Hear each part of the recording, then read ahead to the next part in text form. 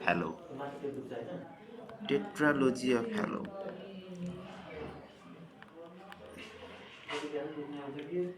Of Halo. Halo is the name of the physician. We have discovered this disease, this congenital heart disease. Tetra means there are total four components. Overall, this is the most common cyanotic heart disease. Most common cyanotic heart disease. Heart disease. Tetralogy of Fallot. Why this four component occurs in tetralogy of Fallot? Look here. This is heart. This is right ventricle. This is left ventricle. This is left atrium. This is atrium. In between right ventricle and left ventricle, this is ventricular septum. Ventricular septum.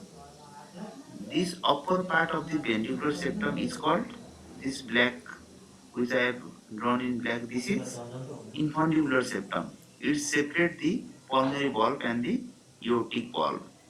And here is tricuspid valve, here is mitral valve.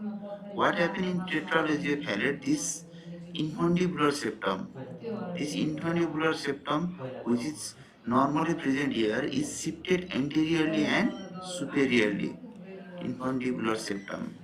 This is the normal structure, but what happens in tetralogy of Fallot is this normal structure, this is shifted anteriorly and superiorly, as a result of which this will squeeze the pulmonary valve and there will be pulmonary stenosis and there will be large area remaining here. This is overriding of the aorta and there is a defect here. This is ventricular septal defect, and as a result the blood has to pass through a stenotic pulmonary valve. So there will be right ventricular hypertrophy. This is the basis for this four component. What I have told you that the, in there will be anterior and superior displacement of infundibular septum, and this result in four component, that is pulmonary stenosis, overriding of the aorta, ventricular septal defect, and right ventricular hypertrophy. Just remember this, and anterior displacement of infundibular septum, and it result in four component. One is pulmonary stenosis, and next one is overriding of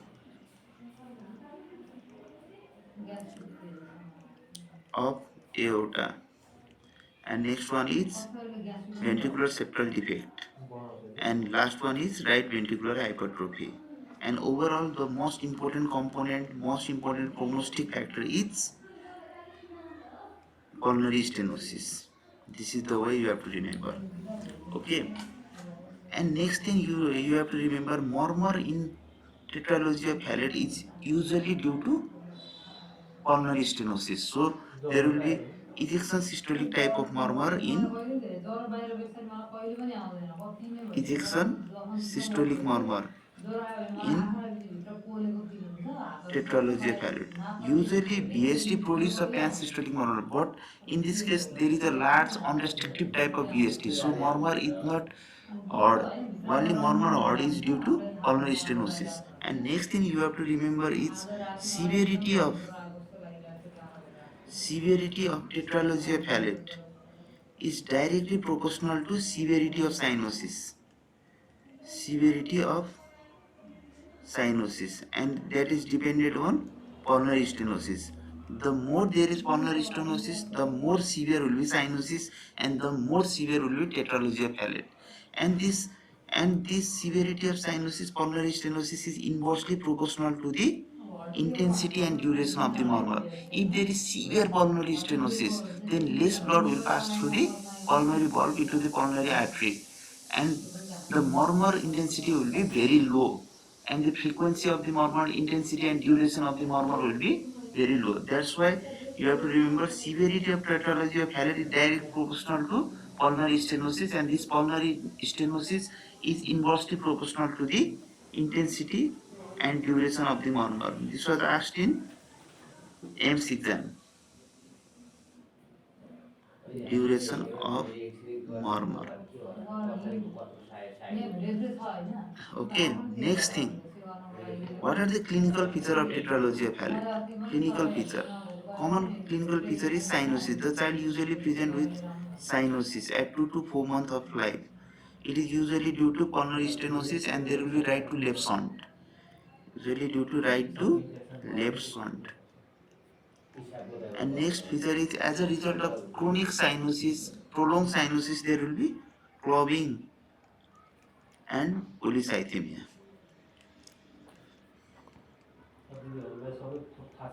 Polycythemia. Okay, these are the common clinical feature. Other clinical feature will be failure to thrive. Okay, what are the complications of tetralogy of Fallot? What are the complications? The common complication of tetralogy of Fallot that is frequently asked in MCQ is Tate spell, which is also known as cyanotic spell. What is cyanotic spell? If there is increase, cyanotic spell means time at which the cyanosis increases. Look, cyanotic spell means there is increase in right to left shunt. Why there will be increase in right to left shunt? Look here. If the pressure over the right sided increases, then most of the blood will pass from right side to left side.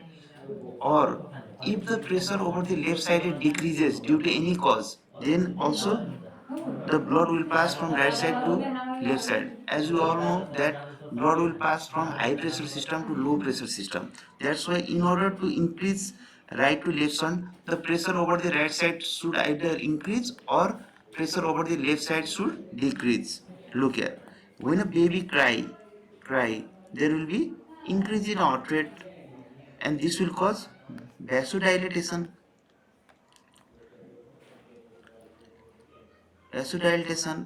And this will decrease in systemic vascular resistance and there will be decreased pressure over the left side arteriole हैन left sided हार्टमा के हुन्छ कम pressure हुन्छ त्यसले गर्दाखेरि यो सबैले गर्दाखेरि के हुन्छ अब लेफ्ट साइडमा कम प्रेसर हुँदा बित्तिकै के हुन्छ ब्लड जति राइटबाट लेफ्टमा बग्न थाल्छ के त्यही भएर यो increase left to right shunt हुन्छ के increase right to left shunt sorry increase right to left shunt हुन्छ यो increase right to left shunt भएपछि के हुन्छ त हैन बच्चा के हुन्छ सिभियर साइनोसिस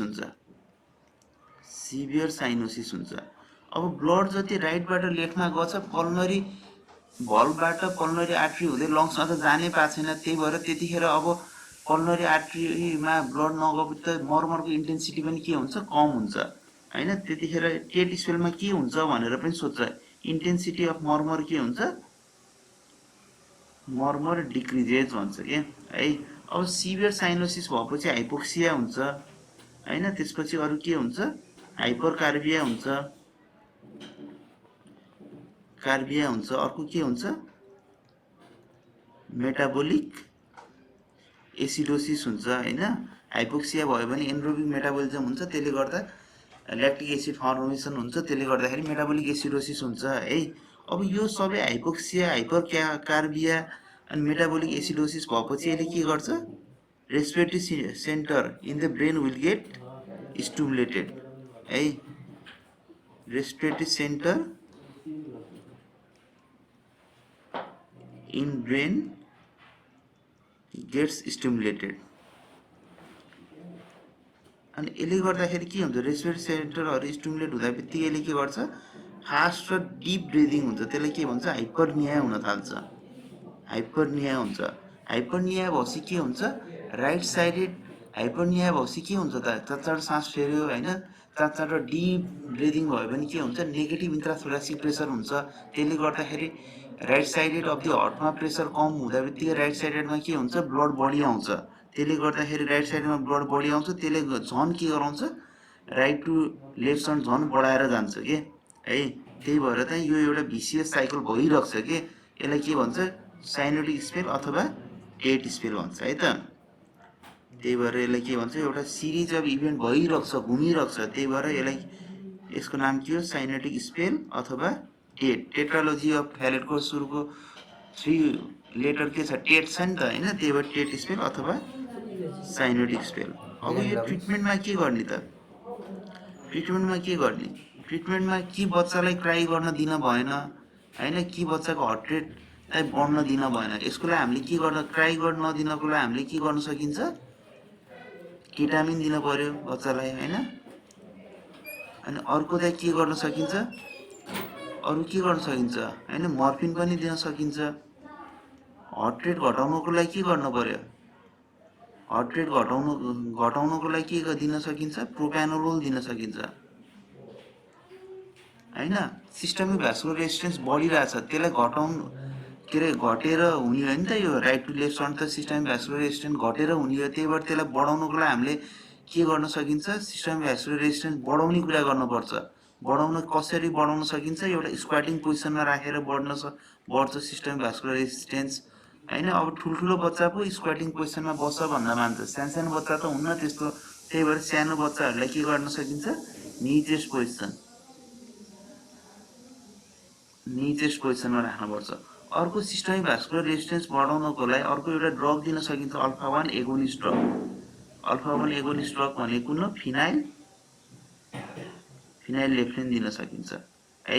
अनि अरू जस्तै यहाँ हाइपोक्सिया भइरहेछ बच्चालाई, हाइपोक्सिया भएपछि हामीले के दिन पर्यो, एउटा अक्सिजन पनि दिन पर्यो होइन। अर्को यहाँ मेटाबोलिक एसिडोसिस भइरहेछ भने हामीले के दिन सकिन्छ, सोडियम बाइकार्बोनेट दिन सकिन्छ। त्यही भएर ट्रिटमेन्टमा यो सबै आउँछ के, ketamine, morphine, propranolol, squatting position, knee chest position, alpha 1 agonist, phenylephrine, oxygen, sodium bicarbonate है। अक्सिजन पनि दिनुपर्छ है, यो पनि एम्समा सोधेछ, oxygen is use in treatment of टेट्रालोजिया Fallot or not भनेर अक्सिजन पनि दिनुपर्छ है। एउटा त कम्प्लिकेसन हाम्रो टेट स्पेल भयो टेट्रालोजिया फ्यालोको है। अरू कम्प्लिकेसन के हुन्छ, मैले भनेछु पोलिसाइथेमिया हुन्छ भनेछु।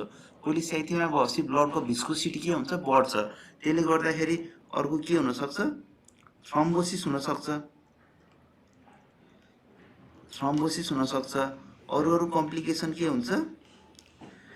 अरू कम्प्लिकेसन के हुन्छ, निमोनिया त्यति कमन हुन्न होइन। Pneumonia, heart failure is not a feature, यो पनि नोट गर है, not a feature of टेट्रालोजिया Fallot है। अरू के हुन्छ त, अर्को ब्रेन एब्सेस हुनसक्छ, किनकि ब्लडलाई एउटा प्युरिफाई गर्ने भनेको लङ्समा हो कि, लङ्समा हुने पल्मनरी म्याक्रोफेजेसहरूले ब्लडलाई प्युरिफाई पनि गर्ने काम गर्छ कि। अब त्यो ब्लड त लङ्समा जानै पाएको छैन, ब्लड प्युरिफाई हुनै पाएको छैन भनेपछि त्यहाँ त्यो ब्लड चाहिँ ब्रेनमा गएपछि ब्रेन एब्सेस हुने चान्स हाई हुन्छ कि है। अरू के हुन्छ, इन्फेक्टिभ इन्डोकार्डाइटिस पनि एउटा कम्प्लिकेसन छ है त, इन्फेक्टिभ इन्डोकार्डाइटिस है, यसरी जान्नु पर्यो। अब इन्भेस्टिगेसन के गर्ने त, इन्भेस्टिगेसनमा त एउटा कमनली जहाँ पनि गर्ने भनेको एउटा चेस्ट एक्सरे हो है। चेस्ट एक्सरेमा के देखिन्छ, लङ्समा के देखिन्छ, एउटा हार्टमा के देखिन्छ जान्नु पर्यो है। लङ्समा के देखिन्छ, पल्मनरी स्टेनोसिस हुँदा बित्तिकै ब्लड चाहिँ पल्मनरी भल्भ हुँदै लङ्समा जान कम हुन्छ कि, त्यसले गर्दाखेरि लङ्समा के देखिन्छ, पल्मनरी ओलिगेमिया देखिन्छ होइन। लङ फिल्डमा चाहिँ ब्लड पल्मनरी भेसल्सहरू लेस देन 1/3 हुन्छ कि होइन। पल्मनरी भेसल्स चाहिँ लेस देन 1/3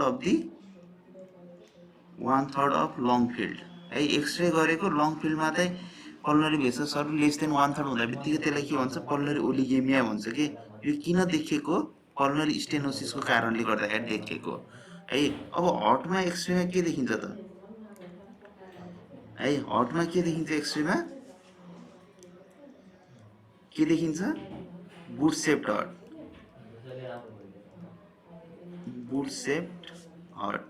यो बुट सेप्ड हार्ट किन देखिएको त होइन, यसलाई के पनि भन्छ, बुट सेप्ड हार्टले किन पनि भन्छ, कोर इन स्यापोट एपिरेन्स। यो किन देखिएको, ड्यु टु राइट भेन्ट्रिकुलर हाइपरट्रोफीको कारणले गर्दाखेरि यो देखिएको है त। राइट भेन्ट्रिकुलर हाइपरट्रोफी हुँदा बित्तिकै त्यसले एपेक्सलाई त आउटटर्न र अपवर्ड सिफ्ट गर्छ, त्यही भएर चाहिँ बुट सेप्ड हर्ट देखिन्छ हैन। अरू हामीले गर्न सक्ने भनेको इसिजी गरेर आरबिएचको फिचर हेर्न सकिन्छ, इको गऱ्यो भने त डेफिनेट डायग्नोसिसै गर्न सकिन्छ है। यो कुरा जान्नु पर्यो। अब अरू कुराहरू है। अब ट्रिटमेन्टमा यसको दुईटा कुरा छ, एउटा डेफिनेटिभ ट्रिटमेन्ट, एउटा चाहिँ हैन एउटा प्यालिएटिभ ट्रिटमेन्ट है। ट्रिटमेन्टमा यसको दुईटा के छ, एउटा definitive treatment.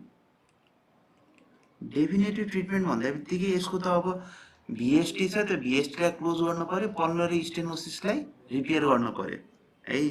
भिएसटी closure and repair of pulmonary stenosis definitive. अनि अर्को भनेको प्यालिएटिभ। योमा मेन प्रब्लम के छ भन्दाखेरि लङ्समा ब्लड जान पाएको छैन नि त। लङ्समा ब्लडै जान पाएको छैन हैन। जति सिभियर पल्मोनरी स्टेनोसिस भयो त्यति नै ब्लड कम जान्छ लङ्समा। त्यही भएर हामीले चाहिँ प्यालिएटिभ ट्रिटमेन्टमा हैन सन्डहरू बनाउनु पर्यो के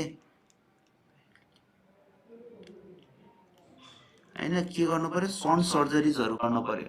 त्यो सन्ड सर्जरीहरूको मेन एम के हो, सन्ड सर्जरी यसको मेन एम के हो, to increase pulmonary blood flow है। पल्मोनरी ब्लड फ्लो त बढाउनु पर्यो। यहाँ त मेन गाह्रो के भन्छ, पल्मोनरी स्टेनोसिस भएपछि लङ्समा ब्लड जानै भएको छैन। त्यही भएर हामीले के गर्नु पर्यो, एउटालाई चाहिँ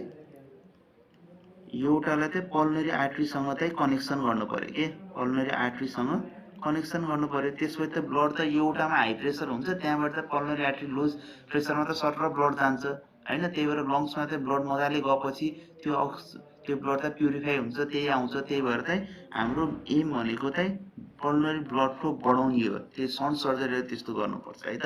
अब सन्ड सर्जरीहरूको नाम छ है। हामीले के कनेक्सन गर्छौँ त हामीले भन्यौँ नि त हैन।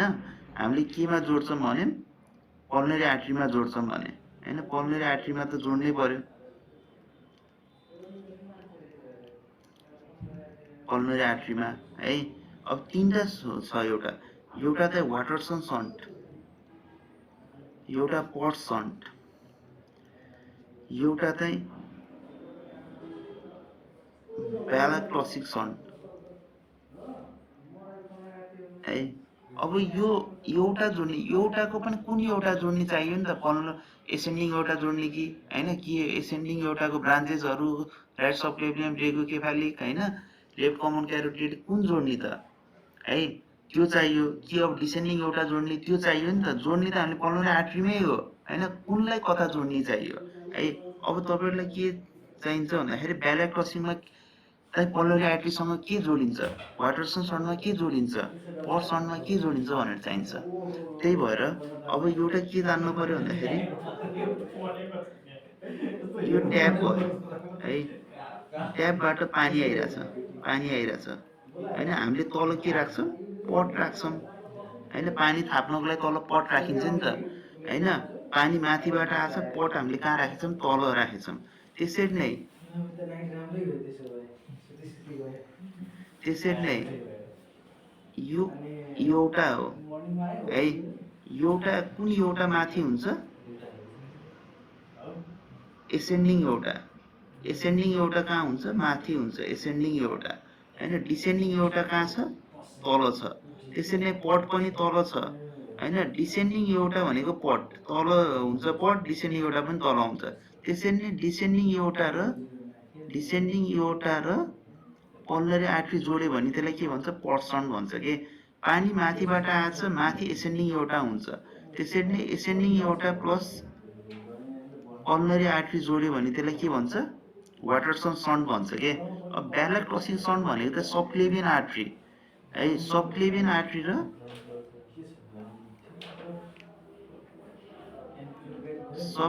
आर्ट्री र पल्मोनरी आर्ट्री जोड्यो भने त्यसलाई के भन्छ, ब्यालाक्लसिक सन्ड भन्छ के। यो सन्ड भनेको डेफिनेटिभ ट्रिटमेन्ट होइन, यो भनेको चाहिँ पल्मोनरी ब्लड फ्लो बढाउनको लागि गर्ने हो के है त।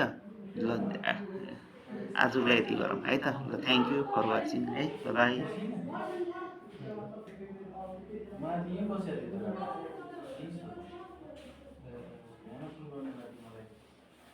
ठिक छ अब आउँछु मैले त्यसको नि गरेर त्यसको नि गर्छु कस्तो त्यो डिपार्टमेन्ट गरेर ए ड्रेसिङ गर्नुभयो खै ड्रेसिङ त कसरी ड्रेसिङ त 4 दिनमा भएछ नि त उसको गर्नु 4 दिनमा गर्नु यो अर्को यिनीहरूको यसो गर्नुभयो त्यही चाहिँ पसाएको होला आएको थियो आज आइफोन हल्का डेली अलिक ड्रेसिङ गरौँ होइन के गर्नुहुन्छ डेली भन्दा पनि अब डिराटासको डोज पुऱ्याएर होला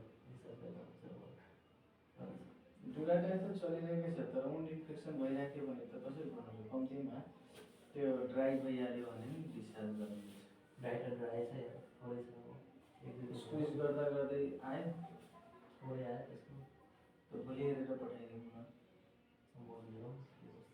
भोलि आएन भने पठाइदिनु एकछिन अनि अर्कोको पनि खोल्नु भएको थियो टिएन्सको टोटल एभरेज हिस्टेक्टोमी राम्रै थियो नि टोटल पठाएछ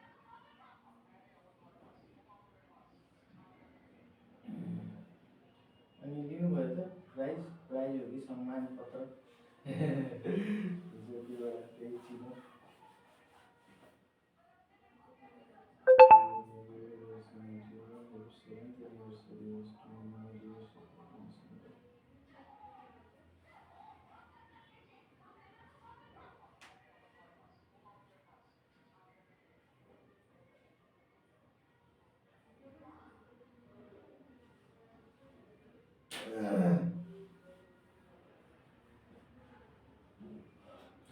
खाना मात्रै खाइरहेको भयो खाना त भएरै छैन 2-4 दिन मिठो लाग्छ फेरि सेम रिपिटेड थाली त्यही हुन्छ त्यही हुन्छ अब त्यही भएर म चेन्ज गर्न खोजेछु अर्को लाग्छ राति यता दिउँसोतिर दिनमा अर्को ठाउँमा अनि राति अर्को ठाउँमा भनेर यहीँ फनपर बनाउनु न राम्रो मिठो पकाउँछु एउटा एउटा छ नि अब नयाँ आएको छ त्यस्तो राम्रो त्यसलाई मैले भनेको थिएँ एउटा दिन्छु हामी दुईजना डक्टरको पकाइदेऊ के हो चामल दाल राखिदिनु राइस कुकर राख्नु पकाइदियो टेन्सन हुँदैन कि खानाको लागि यताउता जान नत्र यो कहिले काहीँ यति भिडभाड भइदिन्छ नि खाना जान कि यतातिर हामी हेर्ने कि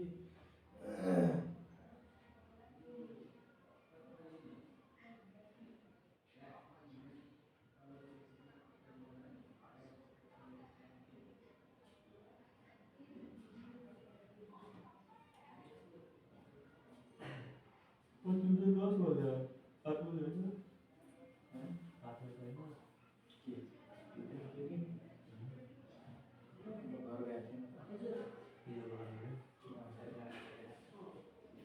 हामी हुनु पऱ्यो नि त फोन गरिहाल्छ कति बजे कति घन्टा कति 8 बजे भन्छ तपाईँहरू हुनुहुन्छ घर कुनै भित्र छ बाहिरतिर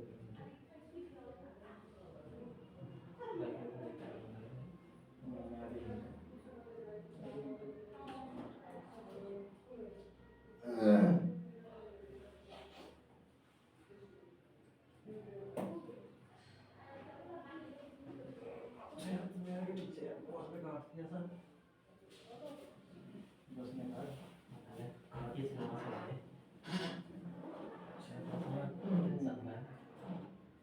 बसमा त यहीँ बसिरहेको कहिले काहीँ जान्छु अब खाना कहिले काहीँ यहीँ छ मेरो पनि कहाँ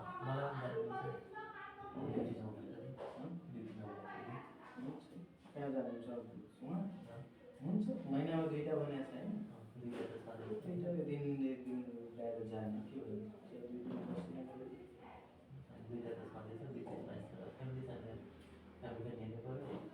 मिल्छ आफैमा अन्डरस्ट्यान्डिङ तपाईँको पनि त बस एनी टाइम यहाँ पाइहाल्छ बाइक छ ए बाइक छँदैछ जाने यसो हामी घुमेर जनकपुरमा होइन 2 घन्टा क्लियर हुन्छ यसो गर्ने शुक्रबारतिर जाने शनिबार बस्ने